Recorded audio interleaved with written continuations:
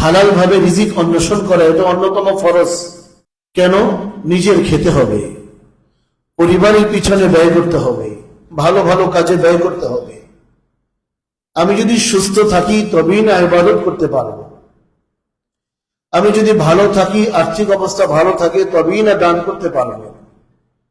আমার আর্থিক অবস্থা যদি ভালো থাকে তবেই না যাকাত দিতে পারবো। আমার আর্থিক অবস্থা যদি ভালো থাকে তবেই না হজ করতে পারবো। এজন্য হালাল ভাবে আয় রোজগারের ফিকির করা, এই ফিকিরটা ইবাদত। তবে হ্যাঁ, ইবাদতের মূল যে বিষয়গুলো, এর মধ্যে এক নম্বরে হলো ঈমান আনার পরে একজন মুসলমান তার প্রথম জিম্মাদারি হলো 5 ওয়াক্ত ফরজ নামাজ গুরুত্বের সাথে যথাসময়ে আদায় করা।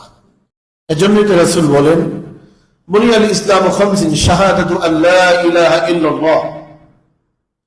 ইসলামের ভিত্তি 5টা, বুনিয়াদ খুঁটি 5টা, স্তম্ভ 5টা, কালেমা, নামাজ, রোজা, যাকাত, হজ। তাহলে মুমিন যখন হয়ে গেল, একজন মুমিন মুসলমান, তার জন্য সিরিয়াল অনুযায়ী 1 নম্বর জিম্মাদারি, 1 নম্বর কাজ, 1 নম্বর আমলের নাম কি? নামাজ। আরবি ভাষায় কি বলা হয়? সালাত। কোরআন মাজিদে সালাত শব্দ আসছে, সালাত। ইন্নাস সালাতা তানহা আনিল ফাহশাই ওয়াল মুনকার। নিশ্চয়ই নামাজ, সালাত আদায়কারীকে অশ্লীল কাজ থেকে বিরত রাখবে। যদি নামাজ নামাজের মতো হয়, নামাজ নিয়ম মতো হয়, নামাজ যথাসময় হয়, দায় সারা না। অনেকে নামাজ পড়ে দায় সারা, অনেকে নামাজ পড়ি আমরা, সবাই যায় আমিও যাই। জুমার দিন না গেলে কেমনে হয়? সবাই যায় আমিও যাই। আজান হচ্ছে সবাই যাচ্ছে আমিও যাচ্ছি, না গেলে লোকেরা কি বলবে? না, এটা আমার আল্লাহর তরফ থেকে আমার উপরে জিম্মাদারি। আজানের শব্দ কানে আসলে অন্য কাজকর্ম সব বন্ধ রেখে স্লো করে একজন মুমিনের গন্তব্য হবে আল্লাহর ঘরের দিকে। বিশেষ করে পুরুষ, সে মসজিদে গিয়ে জামাতের সাথে নামাজ আদায় করবে। যিনি সুস্থ সবল, কোনো অসুবিধা নাই, কোনো বাধা নাই, কোনো সমস্যা নাই, তিনি মসজিদে নামাজ আদায় করবেন। অসুস্থ আছে, কোনো সমস্যা থাকতে পারে, কোনো পেরেশানি থাকতে পারে, অথবা অন্য কোনো বিষয় থাকতে পারে, স্বাভাবিক অবস্থায় একজন পুরুষ সে মসজিদে এসে 5 ওয়াক্ত নামাজ জামাতের সাথে আদায় করবে। মা বোনরা যথাসময়ে বাসায় নামাজ আদায় করে নিবে আউয়াল ওয়াক্তে। মহিলাদের যেহেতু জামাতে নামাজ পড়া বাধ্যতামূলক নয়, নবীজির যুগে মসজিদে আসতে নবীজি নিষেধ করতেন না, তবে উৎসাহ দিতেন না। ইসলামের প্রথম অবস্থায় মহিলারা মসজিদে আসতেন, প্রথম অবস্থায়, কিন্তু আসার জন্য নবীজি উৎসাহ দিতেন না। একথা বলতেন, হাদিসের মধ্যে আসছে যে মহিলাদের জন্য উত্তম হলো মসজিদের থেকে ঘরে নামাজ হলো উত্তম। এই জন্য সাহাবা ইকরামদের আমল থেকে, এমনকি হযরত ওমর রাদিয়াল্লাহু তাআলার সময় থেকে তিনি মহিলাদেরকে কঠিন ভাবে নিষেধ করে দিয়েছেন যে তোমরা যেহেতু নবীজির কথা বলেছেন, ইসলামের প্রথম যুগে মহিলারা মসজিদে আসতো, নবীজি নিষেধ করেননি, তাই বলে উৎসাহ দেননি, অতএব তোমাদের জন্য তোমাদের ঘরই উত্তম। ওই কথা তো হাদিসের মধ্যে আসছে, বুখারী বর্ণনায়। আম্মা জান আয়েশা রাদিয়াল্লাহু তাআলা বলেন, আম্মা জান আয়েশা কোন জমানার লোক? তিনি বলেন, বর্তমান সমাজের মহিলাদের যে অবস্থা, তাদের চলাফেরার যে অবস্থা, তাদের সার্বিক যে অবস্থা, নবীজি যদি বেঁচে থাকতেন তাহলে মহিলাদেরকে মসজিদে আসা কঠিন ভাবে নিষেধ করে দিতেন। তাহলে ওইভাবে হইতে হইতে কি পরিস্থিতি এখন চলতেছে? বলার উদ্দেশ্য হলো, মহিলাদের যেহেতু মসজিদে আসা বাধ্যতামূলক নয়, জামাতে নামাজ পড়া বাধ্যতামূলক নয়, তার জন্য নিয়ম হলো আউয়াল ওয়াক্তে নামাজ আদায় করা। আউয়াল ওয়াক্ত কি? যখনই ওয়াক্ত হয়। আমাদের সমাজে অনেক মায়েরা বোনেরা আজানের অপেক্ষায় থাকে। হ্যাঁ, এটাও ঠিক যে ওয়াক্ত আসতে বেশি একটা দেরি করা হয় না, আজানে 5-10 মিনিট হয়, একটা সাউন্ড পায় স্বাভাবিক, কিন্তু ওয়াক্ত যদি হয়ে যায় সে নামাজ পড়তে পারে। এই যে আমরা যারা মসজিদে আগে আসি, অনেক ভাই আগে আসে ঠিক, কিন্তু সে বসে থাকে, যখন আজান হয় তখন সে 4 রাকাত 2 রাকাত সুন্নাত পড়ে। এই নিয়মটা ভুল। সে ভাবতেছে মনে হয় আজানের পরে মনে হয় পড়তে হবে। না, আপনি যখনই মসজিদে ঢুকলেন, মাকরুহ ওয়াক্ত যদি না হয়, 2 রাকাত নামাজ আদায় করা। দুখুলুল মসজিদ, দুইজন মুসলমান যখন সাক্ষাৎ হয়, সালাম দেয়, আল্লাহর ঘরের সাথে সাক্ষাৎ হলো, আপনি 2 রাকাত নামাজ আদায় করবেন। আসলেন, চেষ্টা করবো বসার আগে 2 রাকাত নামাজ আদায় করার। কিন্তু অনেক ভাই বা কিছু ভাইকে এমন দেখা যায় যে সে বসে থাকে, যখন আজান হয়ে যায় তখন নামাজে দাঁড়ায়। সে আসছে হয়তো 12-10 মিনিট আগে অথবা আরো আধা ঘন্টা আগে। তবে হ্যাঁ, খেয়াল রাখবো মাকরুহ যে ওয়াক্তটা, সেটা আমরা খেয়াল রাখবো। যেহেতু বুখারী বর্ণনা আসছে, একাধিক হাদিসের মধ্যে আসছে যে 3 সময় নবীজি নামাজ পড়তে নিষেধ করেছেন: যখন সূর্য ডুবে, যখন সূর্য উঠে, আর যখন সূর্য বরাবর থাকে।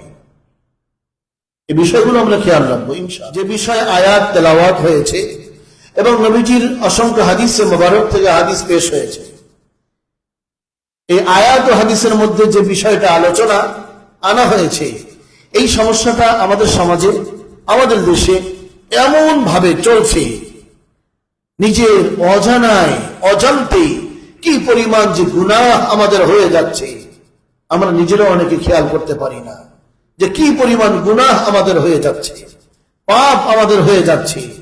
কারণ সেটা এখন সহজ হয়ে গেছে।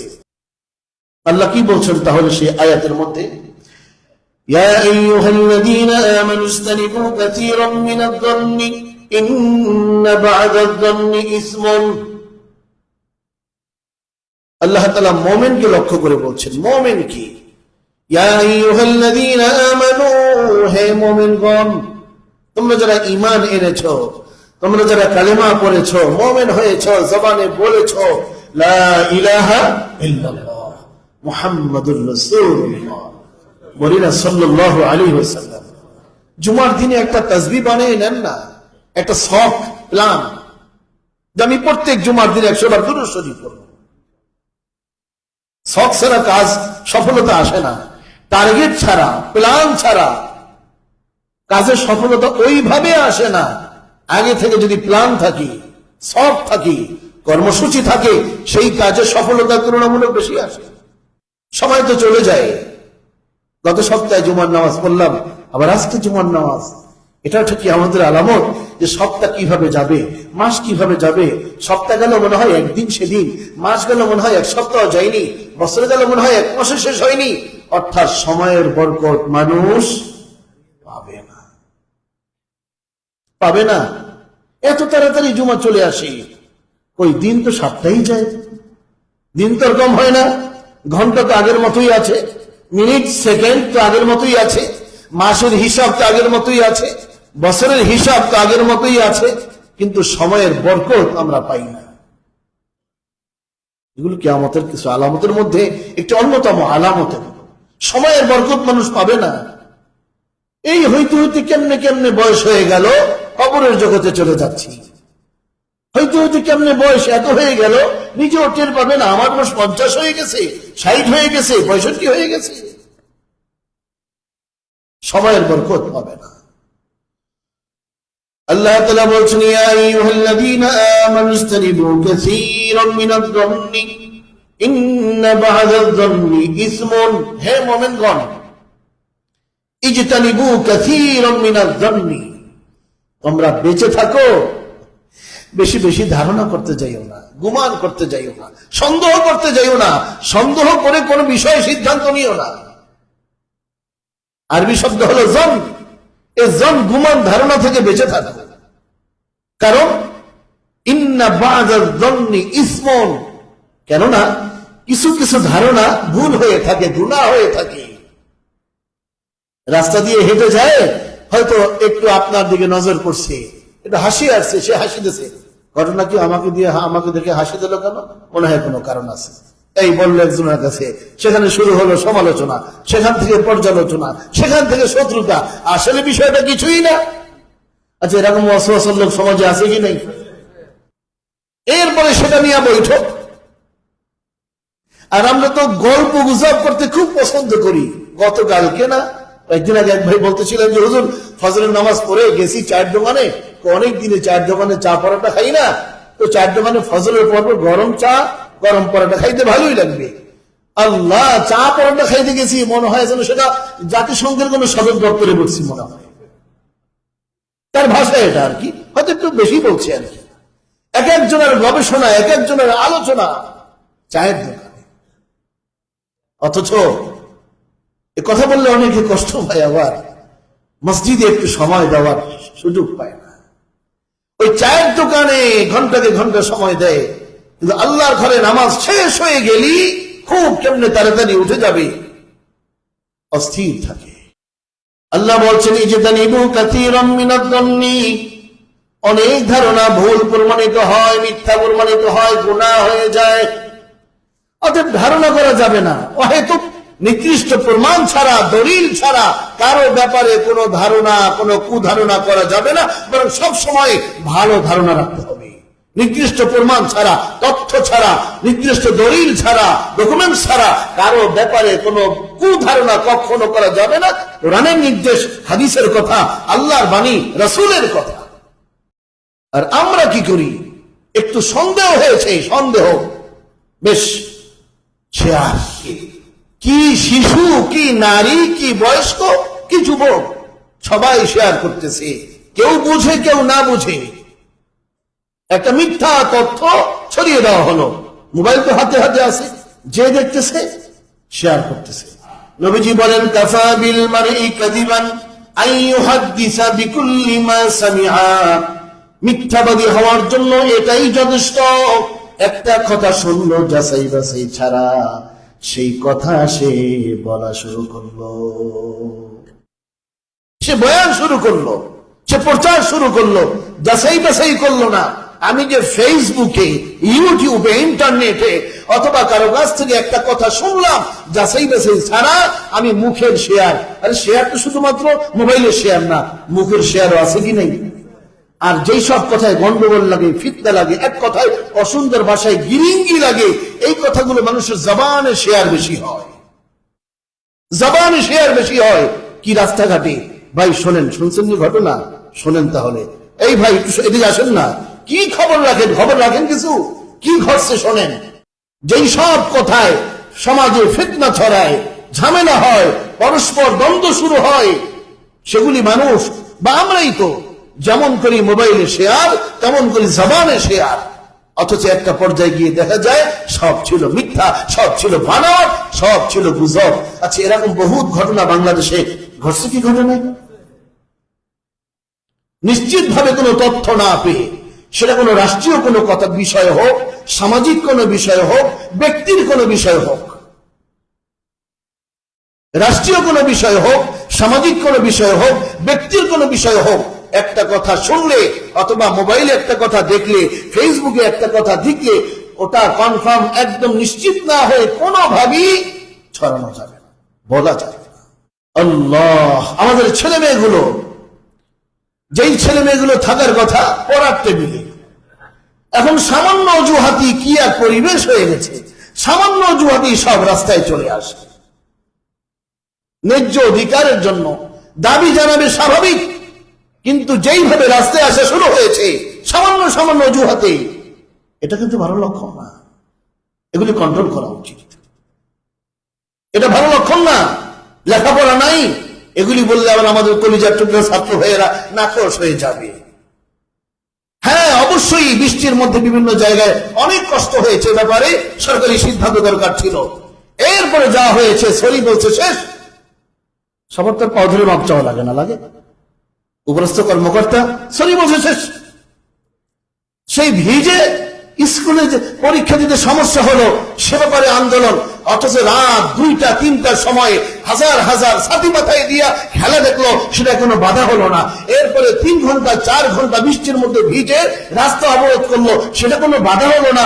বাধা হলো ওইটাই, তাদের সিদ্ধান্ত কিছু ভুল ছিল, শুধরিয়ে দিবে। কিন্তু যেইভাবে আমাদের ছেলে মেয়েগুলো, কলিজার টুকরা সন্তানগুলো স্কুল কলেজ মাদ্রাসা বাদ দিয়ে ঠুনকা ছোট ছোট অজুহাতে রাস্তায় নেমে আসে, এটা কিন্তু ভালো লক্ষণ না। যারা এর পিছনে লিড দিচ্ছে তারা যে খুব ভালো করছে তাও না, এই যুব সমাজ ধ্বংস করার লক্ষণ এগুলো। লেখাপড়া তো নাই এখন, মুরব্বীরা আরো ভালো বুঝবেন, যাদের বয়স একটু বেশি আরো ভালো বুঝবেন। সন্ধ্যার পরে প্রত্যেকটা ঘরে পড়ার পরিবেশ, এক তো মোবাইলে ধ্বংস, লেখাপড়া নাই। পড়ার টেবিলে বাচ্চাদেরকে বসানো যায় না, আর লেখাপড়াই যদি না থাকে আদর্শবান হবে কিভাবে? লেখাপড়াই যদি না থাকে তাহলে এই ছেলেটা ভালো হবে কিভাবে, মেয়েটা ভালো হবে কিভাবে? মোবাইলের কারণে একদিক থেকে লেখাপড়ার থেকে বাচ্চাগুলো বঞ্চিত। এরপরেও যদি ছোট ছোট অজুহাতে এদেরকে রাস্তায় নামিয়ে দেওয়া হয়, রাস্তায় চলে আসে, এরা মানুষ হবে কিভাবে, লেখাপড়া করবে কিভাবে, ভালো ডাক্তার হবে কিভাবে, ভালো ইঞ্জিনিয়ার হবে কিভাবে? সবার সচেতন হওয়া, ন্যায্য দাবি থাকলে সে দাবি নিয়ে তারা আলোচনা করবে, কোনো আপত্তি নেই, আমরা তার পক্ষে। কিন্তু সামান্য সামান্য অজুহাতি স্কুল কলেজ মাদ্রাসার বা শিক্ষার্থীরা রাস্তায় চলে আসবে, এটা কোনো মতেই ভালো লক্ষণ নয়। এ ব্যাপারে যারা অভিভাবক তাদেরও সচেতন হওয়া। ওই যে বলছিলাম, কিছু কিছু ধারণা ভুল প্রমাণিত হয়। কাফা বিল মারই কাযিবান আন ইউহাদ্দিসা বিকুল্লি মা সামিআ, নবীজি বলেন মিথ্যাবাদী হওয়ার জন্য এটাই যথেষ্ট। একটা কথা শুনলো, তাহকিক যাচাই বাছাই ছাড়া সে কথাটা সে নিজে প্রচার করা শুরু করলো, বলা শুরু করলো। এখন তো মোবাইল ছাড়া মানুষ ওইভাবে নাই, সবার হাতে হাতে মোবাইল। কি শিশু, কি কিশোর, কি নারী, কি পুরুষ। আর মোবাইল থাকা মানে হলো প্রায় ফেসবুক আছে, ফেসবুক মানে শেয়ার অপশন আছে। তো মুখের শেয়ার হোক, অন্য কাছে বলা হোক, অথবা মোবাইলে শেয়ার হোক, এই শেয়ারটা দেওয়ার আগে সেটা কোনো রাষ্ট্রীয় বিষয় হোক, সেটা কোনো সামাজিক বিষয় হোক, অথবা কোনো ব্যক্তিগত বিষয় হোক, এই সব শেয়ার করার আগে আমি যাচাই বাছাই করব এই কথাটা, এই ঘটনাটা, এই বক্তব্যটা এটা সত্য না মিথ্যা। যতক্ষণ পর্যন্ত আমি নিশ্চিত হতে না পারবো, আমার জন্য ওইটা শেয়ার করা, সেটা জবানে ছড়িয়ে দেওয়া অথবা মোবাইলে শেয়ার করা অথবা লেখালেখি করা কখনো জায়েজ হবে না। আর মিথ্যা বলা সগীরা গুনাহ, কি বলেন? মিথ্যা বলা, ছোটবেলাতে পড়ছি আমরা, মিথ্যা বলা মহাপাপ, হাদিসের কথা। এজন্য যে কোনো বিষয় অহেতুক ধারণা করি, পরিবেশ আমরা কখনো নষ্ট করব না। সেটা যে কোনো ব্যক্তির বিষয় হোক, আবারও বলছি কোনো ব্যক্তির বিষয় হোক। হয়তো একটা কথা শুনলেন, অমুক এই কাজটা করছে, আল্লাহ অমুকের তো ভালো মনে করতাম, এই লোকটা এই কাম করছে, বেশ, সে বললো আরেকজনকে, সে বললো আরেকজনকে। আসলে যার ব্যাপারে বলা হয়েছে সে তার ধারে কাছেও ছিল না, সে নিজে জানেও না। একটা বার চিন্তা করলাম না একটু তার সাথে কথা বলি, তার ব্যাপারে যে কথাটা শোনা হয়েছে এই কথাটা সত্য না মিথ্যা, এর সত্যতা কতটুকু আছে, আমি তার সাথে কথা না বলে অথবা যাচাই বাছাই না করে আমি সমাজের মধ্যে, মোবাইলের মধ্যে লেখালেখি শুরু করলাম, এক কথায় আন্দাজে কথা বলা শুরু করলাম, ধারণা করে আমি বা গুমান করে আমি কথা বলা শুরু করলাম। এজন্যই নবীজি বলেছেন কাফা বিল মারই কাযিবান আন ইউহাদ্দিসা বিকুল্লি মা সামিআ, মিথ্যাবাদী হওয়ার জন্য যথেষ্ট যে একটা কথা শুনলো, তাহকিক ছাড়া সে প্রচার করা শুরু করলো, বলা শুরু করলো। যে আমরা যে কোনো বিষয়ে অহেতুক ধারণা, কুধারণা করতে যাব না। সব সময় সব বিষয় আমরা ভালো ধারণা রাখবো। হ্যাঁ, নিশ্চিত ভাবে জানি, তখন আমি প্রয়োজনে বলি, কিন্তু আন্দাজে আন্দাজে শুধুমাত্র শোনার উপর নির্ভর করে কারো ব্যাপারে, রাষ্ট্রীয় কোনো বিষয় হোক, সামাজিক কোনো বিষয় হোক, ব্যক্তি কোনো বিষয় হোক, কখনো কোনো কুধারণা যেমন করব না, সেই কুধারণা সন্দেহ করে সেটা আমরা প্রচারও করব না।